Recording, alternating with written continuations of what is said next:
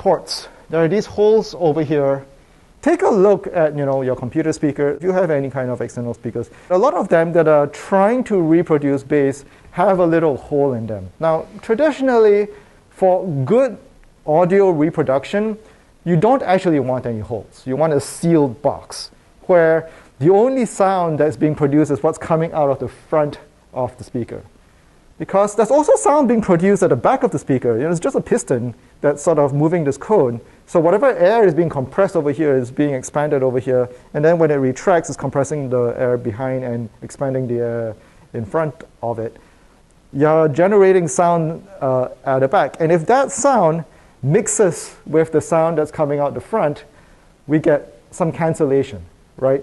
The sound that's coming at the back is the exact opposite of the sound that's coming out in front. And if it somehow bounces around, it's not the sound that you actually want to reproduce. You just want to reproduce what's coming out of the front of the speaker. However, depending on the size of holes, you can create what's effectively a mass of air that has its own weight. It resists the vibrations that are coming from the inside of the cabinet and its own ability to vibrate.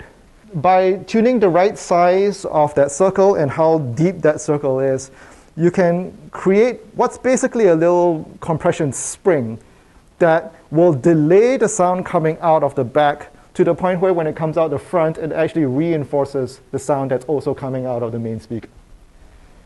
This is going back and forth. And inside the speaker, we've got air getting compressed and expanded, compressed and expanded.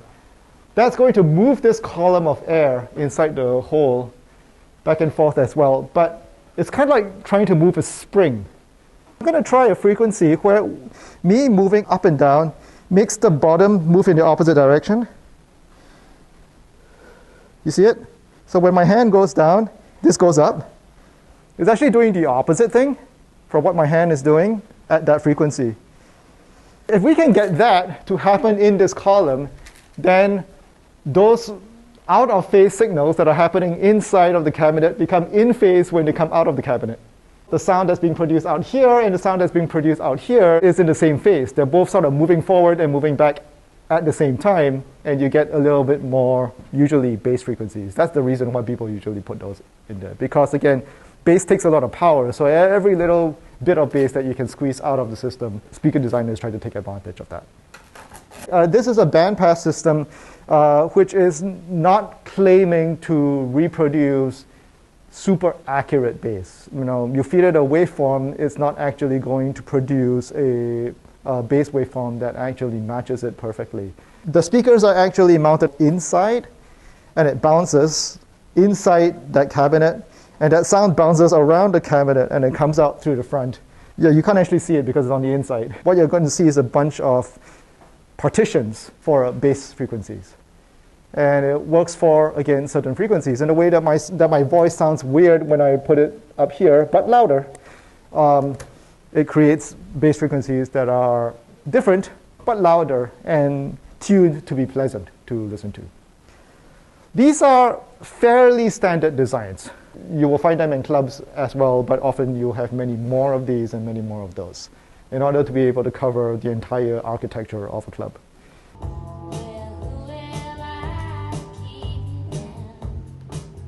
So this is what I would use at an event and compare it to this. This is what you've been listening to all semester long.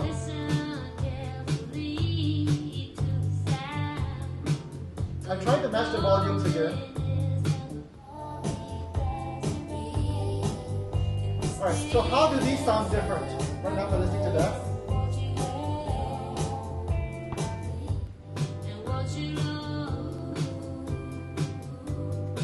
This feels more precise but less fun.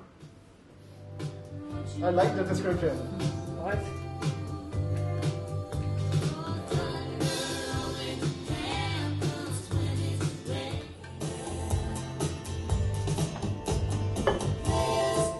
One has more bass, but accurately describes bass, and the other one does more bits.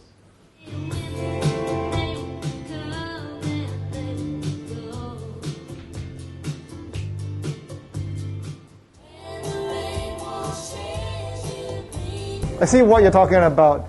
I think specifically this bass reaches lower. It reaches more of those like body vibrating frequencies in the way that this one. This doesn't. This mostly operates in your ear. There's a little bit of vibration, but it doesn't get there, right? Anything else? This one sounds more like there's an actual band playing in front of you. This sounds like an actual band? Yeah, it sounds like real instruments.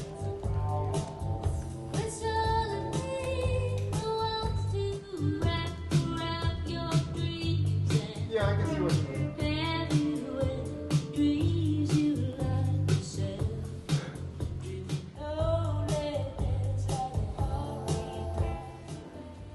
This one sounds more like a live band to you. Anyone agree? I'm seeing some nods, some wave. How many of you think this sounds more, like realistic?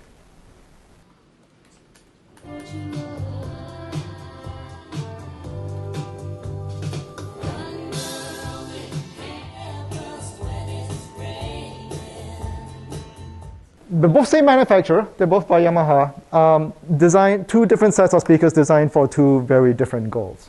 These are designed for music production. They're monitor speakers, but they're not really designed for DJ monitoring. They're designed for studios. These obviously are designed for public use, right? To be used in a large club.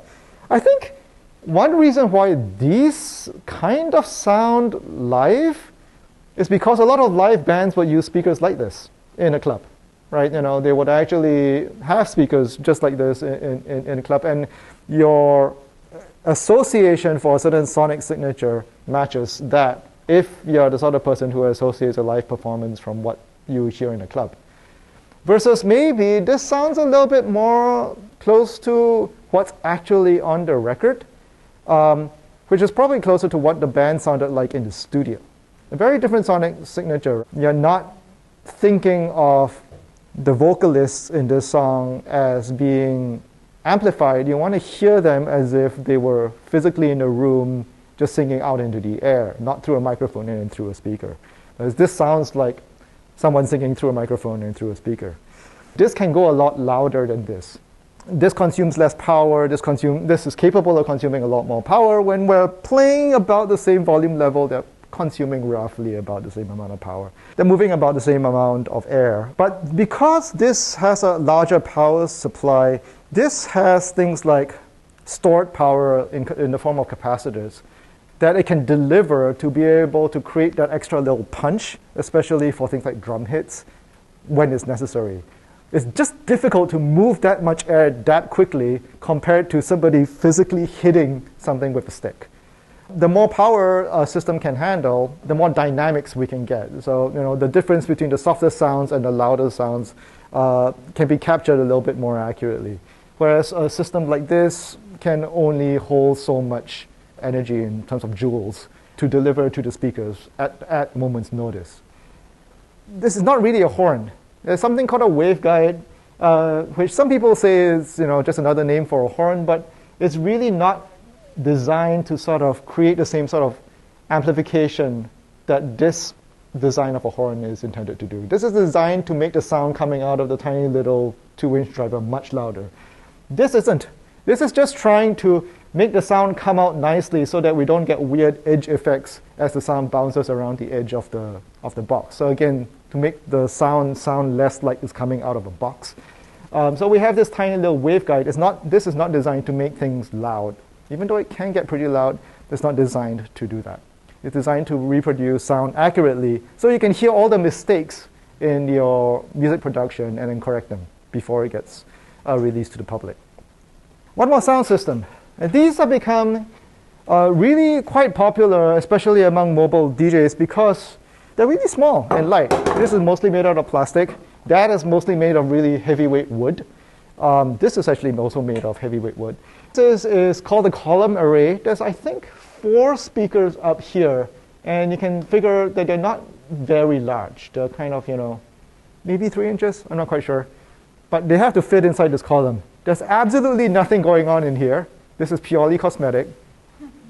It's just to get it above your head, let people have a direct line of sight, right? If I put it over here, some of you are going to be blocking each other.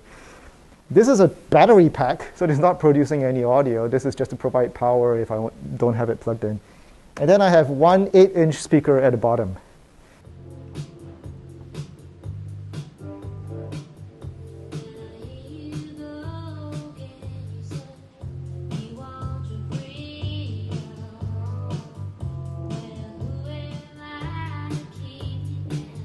What are the differences that people are perceiving?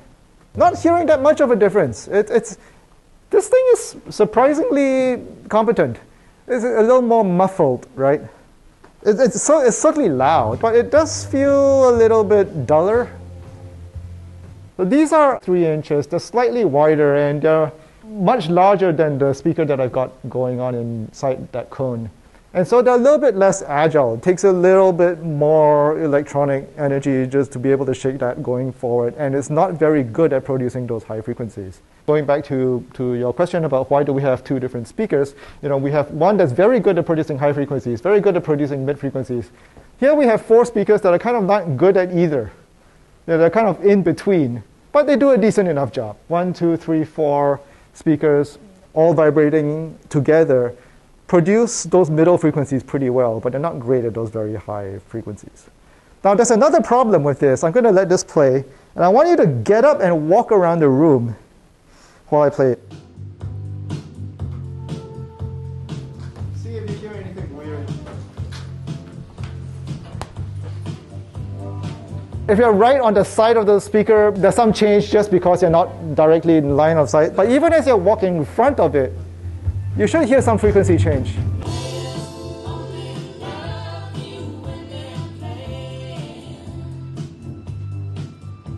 Before everyone sits down again, I'm going to try turning on this one. I want you to compare it against this one. All right, now walk around again and see if you get that same frequency changing effect.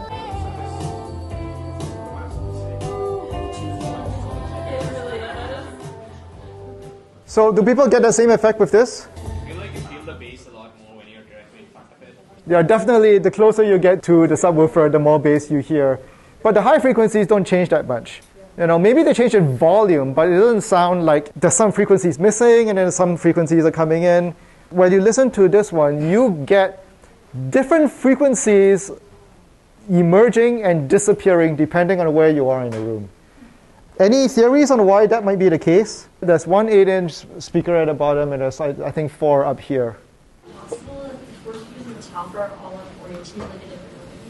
It is possible. It's not the case in this one, but there are some designs of similar speakers, especially the Bose brand, where they actually have them pointed in different directions to create a wider coverage. That's not what's happening here, though. They're playing like around the same thing, but because they're differently sized, you hear different things as you walk around. Each one of these speakers up here are identical in size. Yeah. Good guess, though. That might be more of a problem with something like this, where it's very different what you hear from the top and what you hear from the bottom. So if that was a problem, I would say that would be more of a problem with this sort of design. Isn't like weird noise cancellation stuff going on because they produce the exact same frequency? Yep. We have exactly the same sound coming out of 4 different points in space. And at times, they're all doing the same thing depending on where you are in the room. And at times, they're slightly off.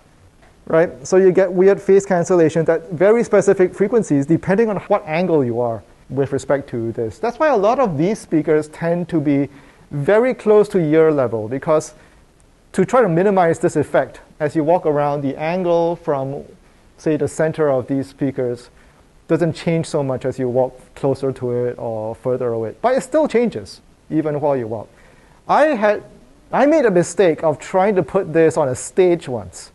So they were kind of like above everybody. They were really, really high. And I was thinking, yeah, let's get it above everybody's heads so that people aren't absorbing the sound.